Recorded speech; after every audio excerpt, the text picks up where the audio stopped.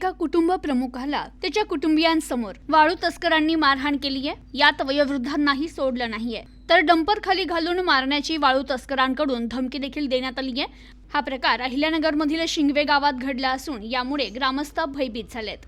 एकीकडे सरकारने वाळू धोरण आखून प्रत्येक नागरिकाला मागेल तेवढी वाळू कमी दरात उपलब्ध करून देण्याची योजना सुरू केली होती।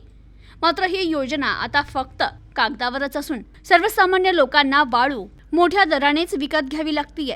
त्यामुळे अजूनही वाळू तस्कर राजरोसपणे वाळू तस्करी करताना दिसून येतात। नगर तालुक्यातील शिंगवे परिसरात वाळू तस्करांनी धुमाकूळ घातला असून जो कोणी या तस्करीला आडवा येईल त्यास मारहाण करण्यात येत असल्याच्या घटना शिंगवे परिसरात घडतायत।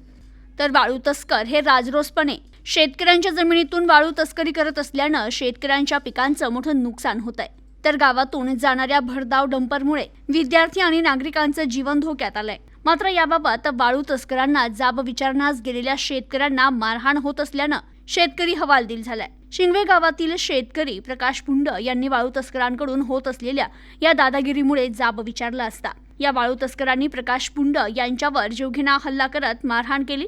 तर प्रकाश पुंड यांना वाळू तस्करांनी गज, काठ्या, लाकडी दांडक्यानं मारहाण केल्यानं ग्रामस्थ भयभीत झाले। दरम्यान भांडण सोडविण्यासाठी गेलेल्या वयोवृद्ध महिलांना देखील डंपर खाली घालून मारण्याची भाषा या वाळू तस्करांनी केल्यानं महिलांना अश्रू अनावर झाले।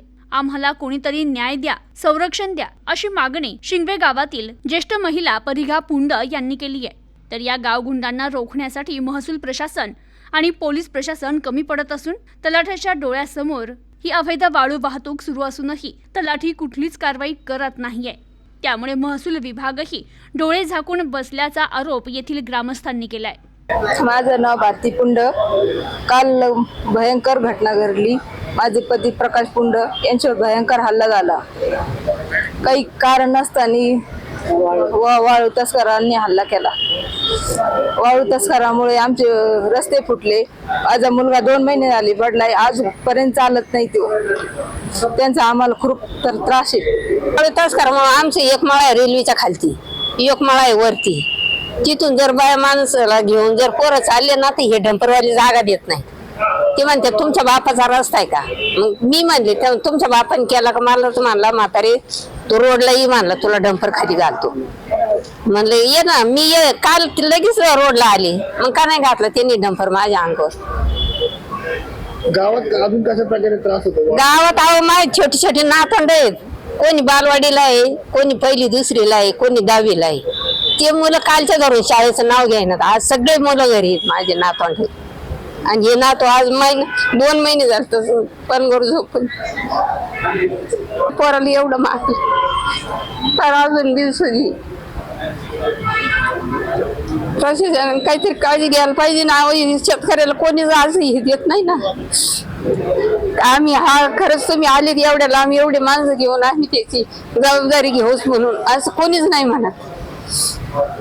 नाव काय परिघा पुंड। काल आमच्या गावात जी दुर्दैवी घटना झाली, प्रकाश पुंडावर वाळू तस्करांकडून जो घेणा असा हल्ला जो झाला, त्या हल्ल्यात प्रकाश पुंडच नाही तर आमच्या गावातील सर्व शेतकरीच म्हणजे सर्वसामान्य जनतेच्या मनात जे भेव निर्माण झालंय या तस्करांमुळे। एका टायमाला एका माणसाला मारायला जर 50-60 लोक येत असतील तर सर्वसामान्य माणूस हा मोकळा श्वास घेऊ शकत नाही। आमची विनंती प्रशासनाकडे एवढीच आहे की प्रशासनाने तात्काळ लवकरात लवकर ते सगळे आरोपी अटक करून त्यांच्या योग्य ती कारवाई करावी अशी आमची शासनाकडे मागणी आहे।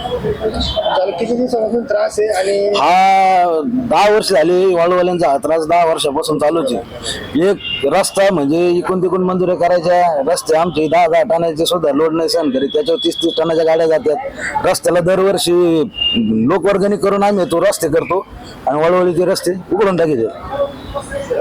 संबंधित महसूल प्रशासन असेल, पोलीस असेल, काही दखल घेत? काहीच नाही। आमच्या महसूल तलाठी ऑफिस बसून 10 फुटावरून वाळूच्या गाड्या भरून जातात। तलाठी तिथं बसून राहतो।